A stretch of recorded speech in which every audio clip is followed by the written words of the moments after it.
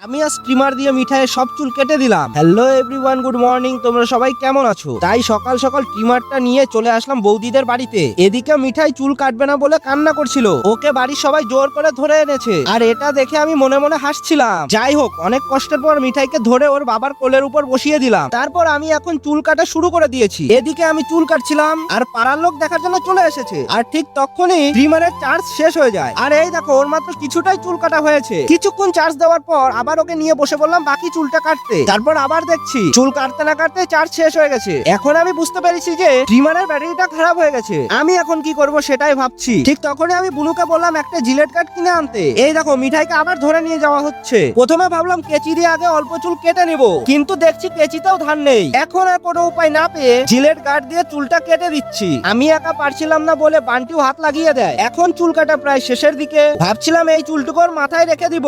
রেখে দিলে ভালো লাগতো কি কমেন্টে জানিও। আর এই দেখো, ওর মাথায় কত চুল ছিল। এখন ওর টাকলু করা কমপ্লিট। টাকলু করার পরও ভিডিওর সামনে আসতেই যাচ্ছিল না। যাই হোক, ওকে দেখতে কেমন লাগছে তোমরা কমেন্টে জানিও। তোমাদের যদি এই ভিডিওটা একটুকু ভালো লেগে থাকে তাহলে অবশ্যই ভিডিওটাতে একটা লাইক করে দিও।